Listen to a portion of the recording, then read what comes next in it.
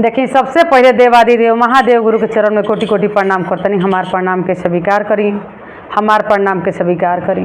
माँ गौरी गणेश के चरण में कोटि कोटि प्रणाम करतनी। हमार प्रणाम के स्वीकार करी, हमार प्रणाम के स्वीकार करी। धरती पर बैठल धरती माता के चरण में कोटि कोटि प्रणाम करतनी। हमार प्रणाम के स्वीकार करी। साहब हरेंद्र नंद नीलम दीदी के चरण में कोटि कोटि प्रणाम करतनी। हमार प्रणाम के स्वीकार करी। हे महादेव गुरु दया करी। जहाँ तक हमार आवाज़ जा रहा बा, हम सब गुरु भाई बहना के चरण में प्रणाम करतनी। हमार प्रणाम के स्वीकार करी। देखी, एगो चर्चा लेके आइल बानी, बहुत सुंदर चर्चा बा। चर्चा यह बा कि एगो राजा रानी रहन, बहुत दानी रहन। राजा बहुत दानी रहन। सब राजा दानी ना होखलन, लेकिन ये जो राजा रहन बहुत दानी रहन, दान पुण्य करत रहन, गरीब दुखिया के मदद करत रहन, असहाय के सहाय बनत रहन, सब चीज़ कैलन, पूजा पाठ पुजेड़ी हर तरह से राजा साहेब संपूर्ण रहन, सबके मदद करत रहन, कुआं खनवावत रहन, भिखारी के भिक्षा देत रहन, पानी पियावत रहन, पुजेड़ी रहन, शिव के गुरु बनैले रहन। लेकिन देखी वैसा अभागा रहन कि उनकर औलाद ना रहे। औलाद भी ना एगो छछनत रहन राजा रानी कि महादेव गुरु एगो हमरा के औलाद दे देतन तो आज हमू एह देश दुनिया में रहती, हमार धन खाए वाला कोई हो जाए। सही बात बा कि सब चीज़ रहते हुए एगो औलाद ना रही तो ओकरा बिना सब बिहुन बा, सब अधीन बा। तो उहे ना रहे उनकरा।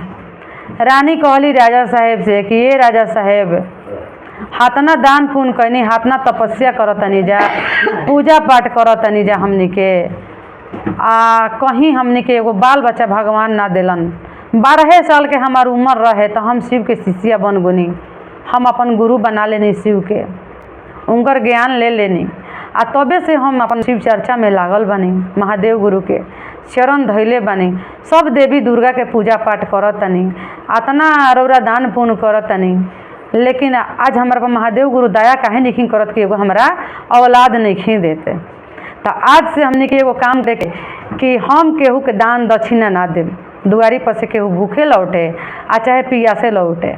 अब हम थक गुनी, समय हमार बहुत आगे आगुल बा, एज बहुत ज़्यादा हो गई। ये के कारण अब हम उम्मीद छोड़ देनी कि हमारा बाल बच्चा कहाँ से हुई। जब हाथना दिन से पूजा पाठ कैनी, दान पुण्य कैनी तो हमरा कुछ ना मिलल, अब का मिली।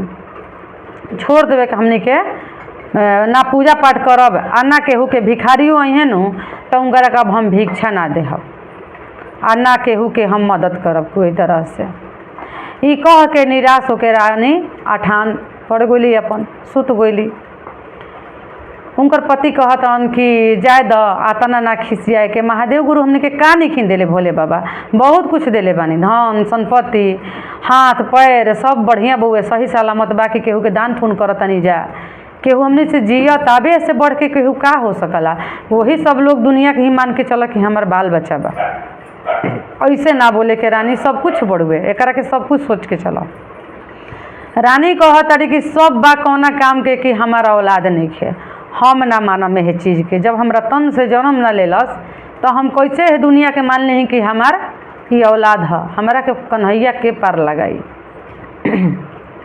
हमरा एगो औलाद चाहिए। ये के चलते हम दान पुण्य अब ना करब, हम भिखारी के दान ना देहब, हम कोई के मदद ना करब। राजा के समझौला के बावजूद में भी रानी के उहे रट रहे। रानी सुत गईली।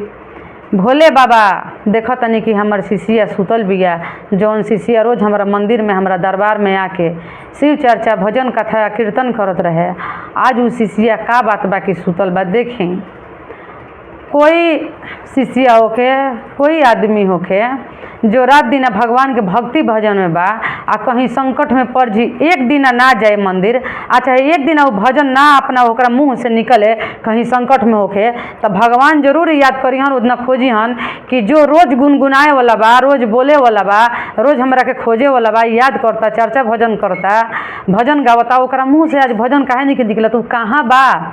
ओकरा के भगवान खोजी है जरूर कि कहाँ बा, तब देखियन भगवान के हाँ है जा वो संकट में बा। तो देखी महादेव गुरु कहलन कि जौन शिष्या हमरा के डेली पूजा करत रहे, डेली याद करत रहे, भजन करत रहे, वो शिष्या हमर कहाँ बा तनी देखी। तो तो अपन नैन खोल के देखले बनी महादेव गुरु, तो उनकर शिशिया अठान पड़ल बड़ी, सुतल बड़ी पलंग पर, जे महादेव के भक्त रही सुतल बड़ी वही वियोग में कि हमारा औलाद नहीं खे। तब भोले बाबा कहतनी कि आज हम अपना शिशिया के घरे जातनी, ओकर हम दुख देखतनी कि का ओकरा कष्ट बा कि आज हमरा के याद ना कैलस, सब बिना कौना काम के कैलस, आज ना हमरा के कैलस, जाई ओकरा घरे। भोले बाबा तो सब जानत रहन। भोले बाबा जब उनकरा घरे गइल बनी दुआरी पर भिखारी के रूप में भिक्षा मांगे खातिर, केहू ना जाने ला दीदी कि कौना भेष में के बा आ कौना भेष में महादेव दर्शन दे देहब, ई केहू के पता नहीं खे। गोइल बनी भोले बाबा कहतनी कि हमरा के भिक्षा ले आओ, अपना हाथ से दे द। दरवाजा पर चिल्लातनी भोलेनाथ साधु के रूप में कि हमरा के भिक्षा द, भिक्षा ले आओ। वो सुन के महटियले बड़ी कहतरी कि ना हम तो ना उठब, हम ना देहब। जब कह देनी कि ना देहब तो ना देहब। अगल बगल के औरत सब कहतरी जाके रानी से कि ये रानी तहरा दरवाजा से कोई उपास नहीं खे लौटल, कोई भूखे नहीं खे लौटल, तू राजा रानी जा भिक्षा दे द। रानी कहतरी कि हमरा से अब हिम्मत नहीं खे, हमरा अब हिम्मत नहीं खे कि हम जाके भिक्षा दे दी। जब कह देनी कि अब हम कुछ ना करब, ना देहब तो ना देहब। राजा साहेब उठलन इतना चावल लेके बेचारा कटोरी में ले जाके आओ बाबा के ले जाके देता, उनकी लए बाबा अपना झोली में धल। तो ले लेनी साधु बाबा, जे भोले बाबा गोई रही साधु के रूप में, ले लेनी अपना झोली में। वहाँ के तो परीक्षा लेवे गो रही, देखे गो रही भोलेनाथ। कहतनी भोलेनाथ कि ए बच्चा बताओ तहरा का तकलीफ बा, तहरा का चाही, तहरा का दिक्कत बा, एगो वरदान हमरा से तू मांग ल। आज तू एक वरदान तू हमरा से मांग ल। कहतने राजा साहेब कि रौरा सच में साधु बानी, कोई महात्मा बानी, अज्ञानी बानी, तो रौरा तो खुद लौकत होई कि हमरा का चीज़ के कमी बा, हमरा का चीज़ कहाँ चाही, ई तो रौरा खुद पता होखे के चाही। तो हमरा से रौरा का पूछतानी। आ जे पुजेड़ी रहला ओकरा अनुभव जरूर होखला कोनो चीज़ के, जे पूजा पाठ करता, कीर्तन भजन करता, सत्यता में ढल गुल बा, ओकरा जरूर थोड़ा सा अनुमान मिल जाला कि का ह। तो कहतने राजा साहेब कि रौरा तो अपने तीनों लोग के मालिक बने। उनका मुँह से यह शब्द निकलल कि रौरा तो अपने तीनों लोग के मालिक बनी, तो रौरा हमरा से का पूछतनी। हमार दुख रौरा नहीं खेलोकत कि हम कितना वियोग में बनी, हमार रानी कितना वियोग में बड़ी, हम कितना दुख में बनी, एगो कौची बिना दुख में बनी साधु बाबा। यह बात कहलन राजा साहेब। तो राजा साहेब साधु कहतन कि ठीक बा, हम जानतानी कि तहरा औलाद नहीं के, सब धन भरल बा, लेकिन एगो औलाद के चलते बिहुन बड़ा, मांग तहरा चाही तो एक फल तू हमरा से मांग ल। कितना दिन खातिर तहार पुत्र चाही, तहरा के बेटा हम देतानी, लेकिन कितना दिन खातिर, ये पूछले बन सवाल। शंकर जी पूछलन परीक्षा भी तो कुछ होके के चाही, डायरेक्ट धन ना मिल जाला दीदी, डायरेक्ट नौकरी सर्विस हमनी के नहीं मिल जात। आ चाहे भगवान जन्म देता हूँ तो एक पे एक सियान हमनी के नहीं जा होकर, बड़ा कठिनाई से माता पिता हमनी के पोस पाल के इतना बड़ा कर देता। जैसे ही भगवान अब आवते आवते कतनो राजा महाराजा दान पुण्य कैले बने, तो आवते आवते तो भगवान सब चीज़ अपना मन से ही ना दे दी। कहलन प्रभु जी कि बताओ तहरा का चाही, बताओ तहरा का चाही। आ तो उहे चाहे जो हमरा कमी बा, हमरा के दे दी। आ तो बेटे मांगत रहनु, तहरा के हम बेटा देतानी। ध्यान से सुनी जा दीदी, बेटा हम तहरा के देतानी, लेकिन कितना दिन खातिर बेटा चाही, कितना दिन खातिर देही। राजा साहब के मुंह से निकल गई कि हमारा 9 महीना खातिर बेटा चाही, हमारा 9 महीना खातिर बेटा दे दी। खखन में कहलन, उनकरा बुझाइल ना, कह दिलन ई बात। तो कहलन भगवान देखी दिन भर के बीच में अच्छा चीज़ है जरूर आदमी के जौन निकलला कि वो मिल जाला केहू के।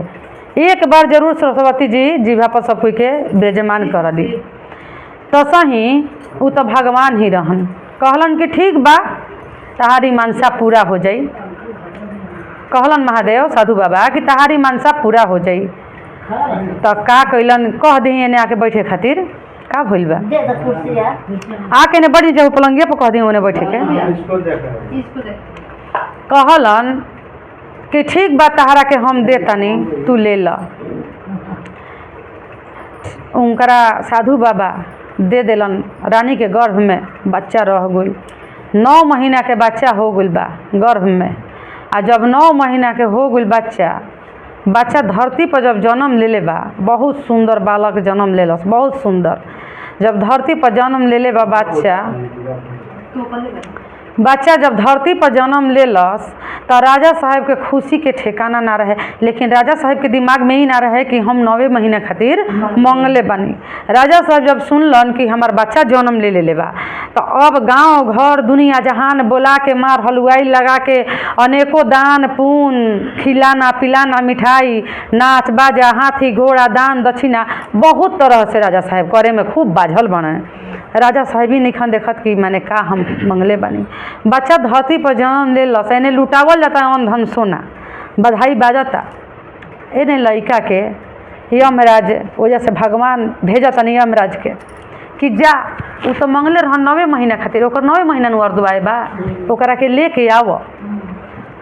तो यमराज पूछतनी उनकरा से भगवान से कि बाबा कतना कठिनाई से ओकरा के जन्म देनी हाँ, कतना तपस्या के बाद में जन्म दिले बनी, और ओरा कहतनी दे के कि छीन ले आव। कैसे छीन ले आई? आ तो 9 महीना खातिर मंगले बा, उ 9 महीना खातिर मंगले बा तो 9 महीना खातिर नु देहब, तू जा लेके आव।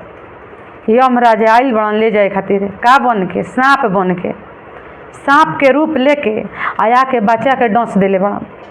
बच्चा के जब डंस दिले बड़न दीदी तब बच्चा खत्म हो गई बा। जब बच्चा खत्म हो गई बा तो हाला हो गई एक पे एक। देखी जरा के भगवान खखाना के दिलन तो ओकरा दिक्कतों पहुँचेला, बात सही बा। तो उ तो उनको तो मांगल चीज़ रहे में भगवान के भी दोष ना रहे। भगवान अपना पजस थोड़े लेवलन, सांप के रूप में हमरा जोगैलन डंस दिलन, खत्म हो गई लड़का। अब हल्ला भइल खूब जोर से कि राजा साहब के लड़का भइल, एने बधाई बाजता, एने लुटावल जाता, हीरा मोती सोना चांदी खियावल पियावल जाता, पकवान बनल बा, गरीब दुखिया के बोलावल बा, राजा महाराजा के बोलावल बा खाए पिए खातिर। आ जाना राजा साहब के जौन बच्चा भइल बच्चा तो खत्म हो गई, सांप डस लेलस बच्चा के। अब रानी का कैले बड़ी कि गोदी में बच्चा के उठा ले बड़ी, ले बड़ी। आ राजा का कैले बने कि कहतन कि अब हम इस देश दुनिया में ना रहब, कोनो लायक हम नहीं खी, अब हम ही नगर छोड़ के जाता नहीं। पागल के रूप हो गल राजा साहब के, घर दुआर छोड़ के त्यागी कह के कहतन कब हम निकल गुलन राजा साहब। आ रानी अपना गोदी में बच्चा के लेके आ चल देले बड़ी। 12 बजता रात, 12 बजे रात के जाके गंगा जी के आरार पर बैठल बड़ी और रोवत तड़ी गोदी में लेके, कहत तड़ी गोदी में बैठ के रोवत तड़ी। रानी जी रही कहत तड़ी कि आजी गंगा मैया जी, गंगा जी के पनिया बोरिंग से सूखा आई भी हो राम। कि आजी गंगा मैया जी, गंगा जी के पनिया बोरिंग से सुखाई भी हो राम। आँखिया के लोरावा कैसे सुखाई नुए राम।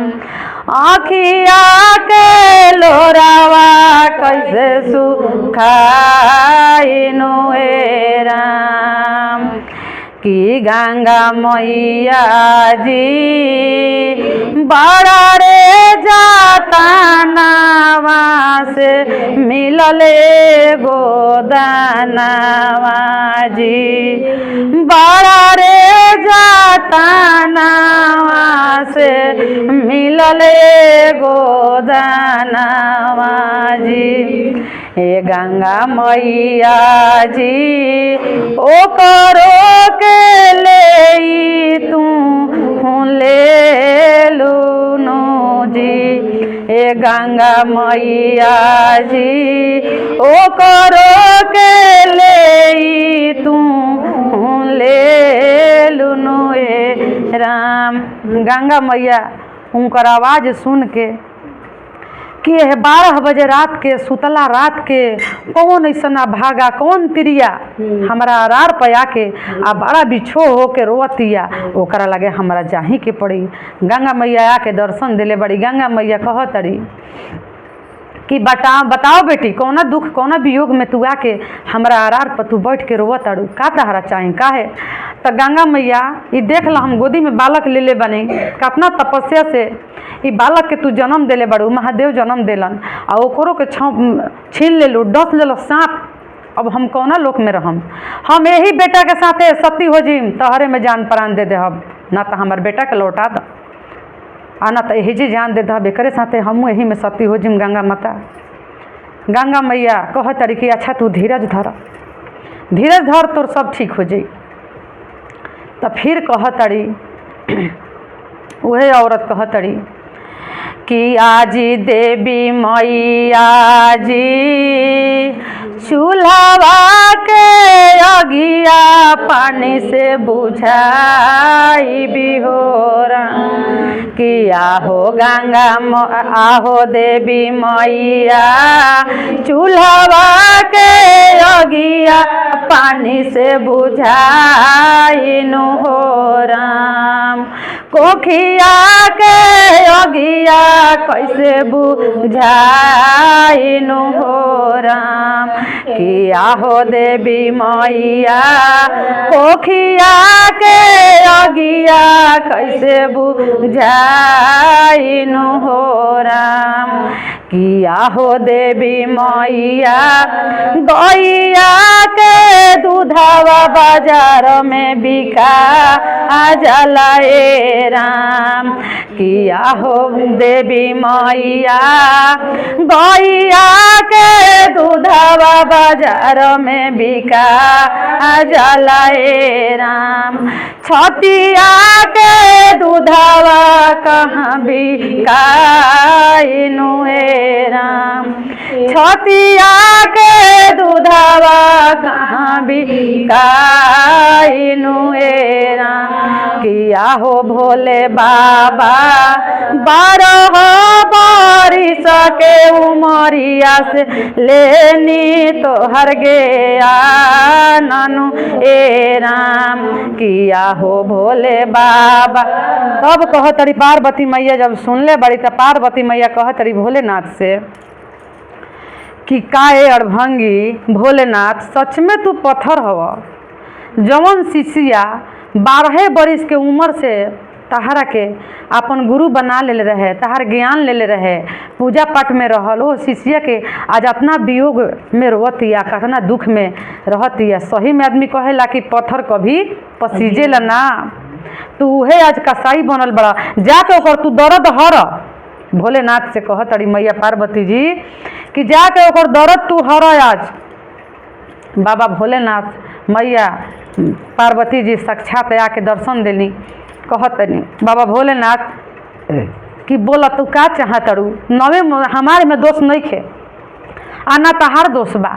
तहार पति एकरा के मंगले रहन 9 महीना खातिर कि हमारा 9 महीना के चाहिए तो 9 महीना खातिर मिलल रहे एकरा और दुआए। अब बतावा तहारा का चाहिए अब तू का चाहतड़ू कितना दिन खातिर चाहतड़ू बोला। तो कहतड़ी कि हमारा अतना दिन खातिर दे दी बाबा हमार बेटा के इतना दिन खातिर लौटा दी हमारा बेटा के इतना दिन खातिर दे दी कि जब तक हम जिंदा रही तब तक हमार बेटा रहो आ हमारा आँख हमारा मुँह में इहे आग दही ऐसा कर दही कि अपना कान्हा पर हमरा के उठा के ले जाके तार दही एकरे से हम तरी हमारा बेटा के इतना लंबा उम्र दे दही। महादेव जी कहतने कि तू ए जन्म तक का मांगतड़ू तहारा के 7 जन्म तक देहब तहारा 7 जन्म तक इहे बेटा मिली आ तहारा 7 जन्म तक तहारा साथे साथ रही। गंगा मैया अपन जल उठैले बड़ी चुरुआ में आ बाबा भोलेनाथ के हाथ में देले बड़ी आ बाबा भोलेनाथ उनकरा बेटा के देह पर छिड़कले बन, मुँह पर छिड़कले बन, थोड़ा सा जल गंगा जी के उनकरा मुँह में डलले बन। बालक वही खेले लागल, वही कूदे लागल। महादेव गुरु दर्शन दे के उनकरा के लौटा देनी। हे महादेव गुरु सबके बाल बच्चा देले बानी, पुत से कपूत सपूत रौरे बनेले बानी। हे महेश्वर गुरु जेकर देनी ओकर के धरती दुनिया में राखब, हमारी यह विनती बा, यह प्रार्थना बा। हे महादेव गुरु बुद्धि दीही, ज्ञान दीही, बाल बच्चा के हमनी के लाज बचा दी, शिष्या लोग के लाज बचाई। हे महादेव गुरु सबके पुत आबाद रखम। हर हर महादेव, हर हर महादेव, हर हर महादेव।